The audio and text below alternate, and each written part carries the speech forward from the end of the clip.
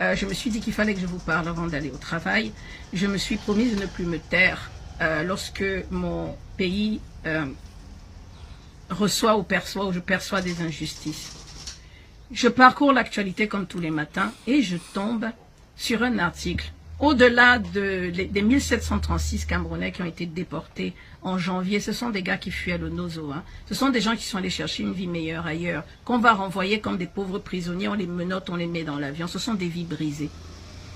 Au-delà de ça, je vois que le conseil d'administration de la Banque mondiale réuni en sa session du 14 mars 2025, et je lis, a approuvé la deuxième opération de soutien aux politiques de développement pour la soutenabilité budgétaire, des gros mots, et la croissance inclusive, des gros mots, au profit de la République du Cameroun.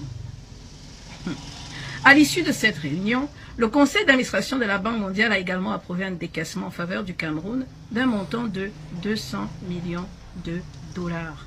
Mes frères, c'est 120 millions de francs CFA qu'on vient de donner au gouvernement camerounais. Et ils disent, portant ainsi à 300 millions de dollars, soit environ 180 milliards de francs CFA, l'ensemble des appuis budgétaires reçus de ce partenaire, se sont classés partenaires, depuis la conclusion du programme de 2022. Corée.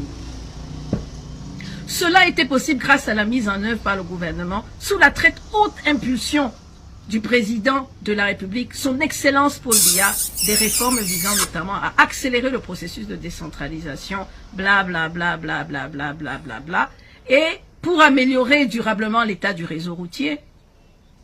Comment ne pas s'énerver? Pour améliorer les infrastructures de transport et pour la gestion de la ressource en eau. Pour une militante panafricaniste que je suis, c'est une gifle. Comme d'habitude, je vais vous expliquer. Depuis qu'ils ont reçu les premiers 100 millions de dollars en 2022, puisqu'il s'est porté à 300 millions maintenant, qu'est-ce que le gouvernement camerounais a fait depuis 2022? Les poubelles ne sont pas nettoyées. Moi, je rends responsable la Banque mondiale de continuer de nous assujettir, de continuer. Quels sont les critères pour que la Banque mondiale donne cet argent au gouvernement camerounais en pleine campagne électorale? La Banque mondiale aurait pu attendre octobre pour donner cet argent à un gouvernement légitime. Le gouvernement camerounais est illégitime. C'est un régime de clientélisme. Je vais plus loin.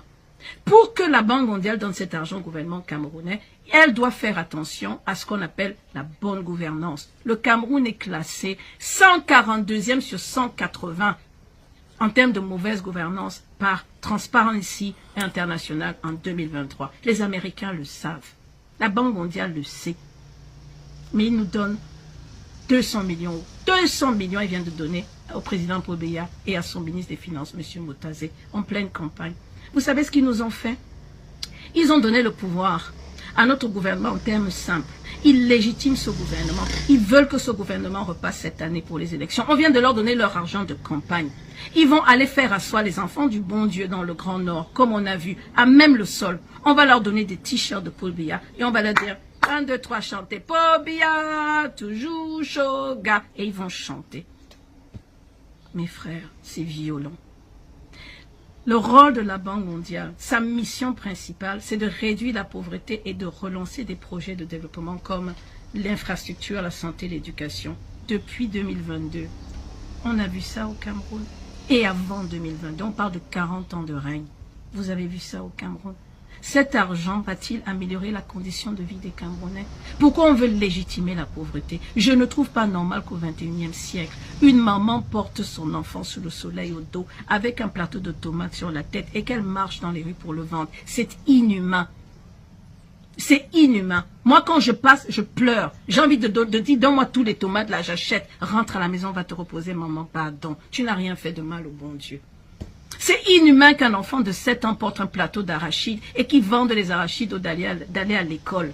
Mes frères camerounais, n'acceptons plus une chose pareille. C'est inhumain. La Banque mondiale le voit et la Banque mondiale vient de redonner de l'argent à un régime corrompu. Je rends la Banque mondiale responsable de tous les maux du Cameroun et je vais aller plus loin. Ce qu'ils vont faire quand ils auront fini de donner de l'argent à un régime corrompu, on appelle ça shark loan. Those people knows what shark loan means. Quand tu donnes de l'argent à quelqu'un qui ne peut pas te rembourser, c'est ce que c'est. Parce que tu veux l'assujettir. Le Cameroun est incapable de le rembourser. Notre ministre des Finances sait que la dette est de 40% du produit international brut. C'est un fardeau supplémentaire que la Banque mondiale vient de mettre sur le dos de la jeunesse camerounaise. Vous les jeunes là, qui avez tous moins de 20 ans, vous êtes 50% au Cameroun. 50% de la jeunesse camerounaise a moins de 21 ans. C'est vous qui allez rembourser cet argent. Ils ne seront plus là. Monsieur Paul Biya ne sera plus là. Son ministre des Finances ne sera plus là. Et vous savez ce qu'ils vont faire? Ils vont venir avec des régimes d'austérité. Nous allons dévaluer le franc CFA. Nous allons diminuer le salaire des fonctionnaires, rembourser. Ça va être du chantage. Et qu'est-ce qu'ils vont prendre en retour? Comme vous ne pouvez pas rembourser, vous allez donner quelques-unes de vos ressources minières. Arrêtons. Je suis une militante panafricaniste. Je me suis promise de parler. Je me suis promise. Je ne voudrais pas m'attaquer aux personnes. Je pourrais aller beaucoup plus loin. Il y a une mauvaise gouvernance. La Banque mondiale ne doit pas nous donner de l'argent. Nous devons prendre exemple sur le Faso. Nous avons des gouvernements révolutionnaires qui nous ont monté l'exemple. Ils ne sont pas morts. C'est une question de courage politique. Ce courage que nos politiques n'ont plus. Ils ont passé l'âge de comprendre les enjeux de ce siècle. Ils ont passé l'âge. Mes frères, je suis venu vous dire ça. Ne laissons pas cet argent, nous n'en avons pas besoin. Qu'ils gardent leur argent. Qu'ils gardent leur outil de chantage. Qu'ils démissionnent des Africains. Nous n'en avons pas besoin. Ça, c'est le 4 avril que ça a été approuvé. Après leur réunion,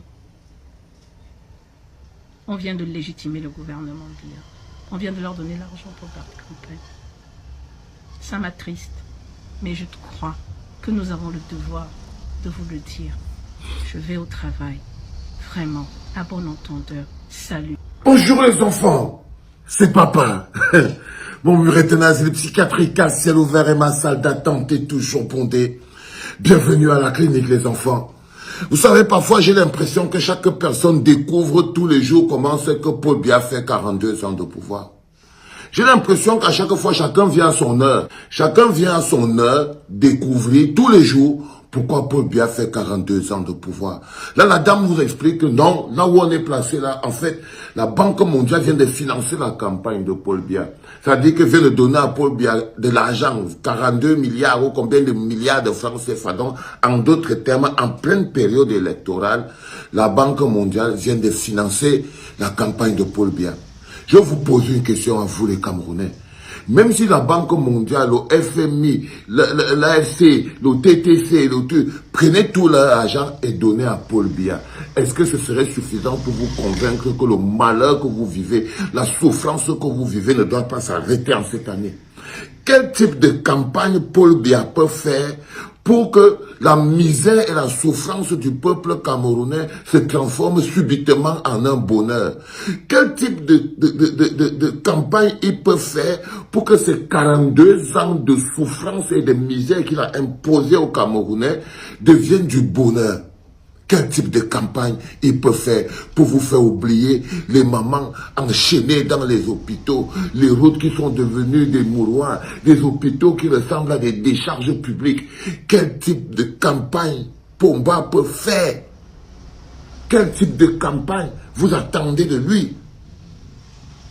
Non, les enfants, je vous le dis tous les jours, il y en a qui vous prennent pour des lâches. Il y en a qui pensent que vous n'avez pas cette capacité de chaque être humain à se révolter. Il y en a qui pensent que quand ils découvrent la quantité de souffrance du peuple camerounais, à l'heure où ils se réveillent, ils pensent peut-être que vous découvrez aussi cette capacité de souffrance.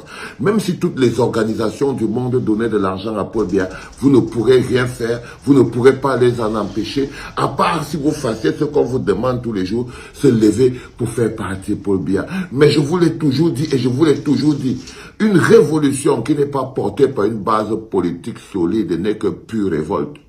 Et quand on vous dit aujourd'hui que nous sommes à 6 mois de notre élection présidentielle, nous sommes à 6 mois de la fenêtre. On dit que dans chaque opportunité, il y a toujours une fenêtre de quelques secondes qui est là pour que vous puissiez changer les choses. La petite fenêtre qui change les choses dans 6 mois, dans 4 mois, 5 mois aujourd'hui, on a la petite fenêtre qui change les choses. On a le prétexte. On a le prétexte. On a le prétexte. La petite fenêtre qui ne s'ouvrira que dans 7 ans. Dans 6 mois, on a une petite fenêtre pour faire basculer notre vie entre nos mains. Dans 6 mois, on a la possibilité d'avoir un président élu par les Camerounais et non par les multinationales.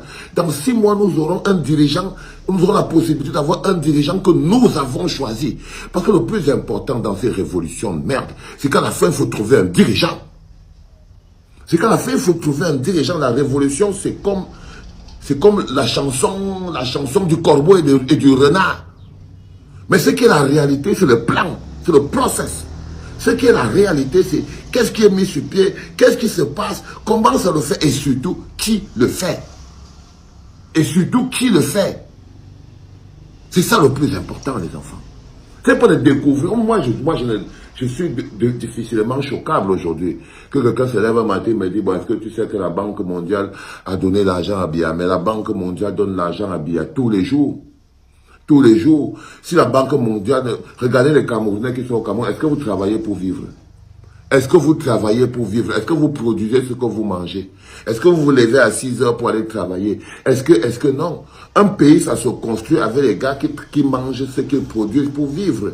Et nous, au Cameroun, pour bien vous nourrir comme des oisillons. C'est pour ça que j'appelle Maurice Kamto le chef chantier. Il faut à un moment donné que chaque Camerounais sache qu'il a un marteau et un clou à cogner pour construire le Cameroun, pour que le Cameroun soit un projet camerounais entre les mains des Camerounais. C'est une décision.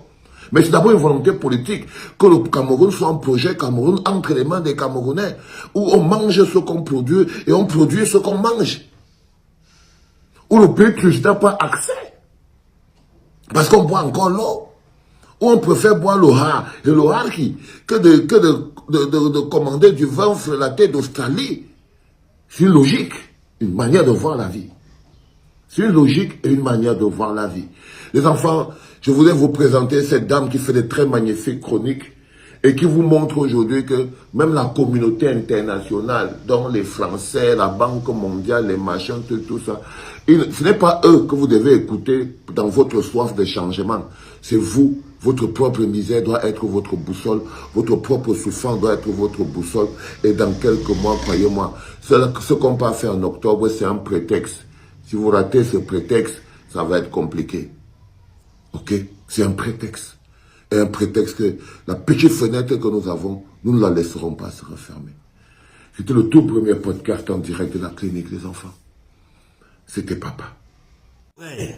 Comment tu peux aussi regarder une vidéo sans t'abonner? Abonne-toi!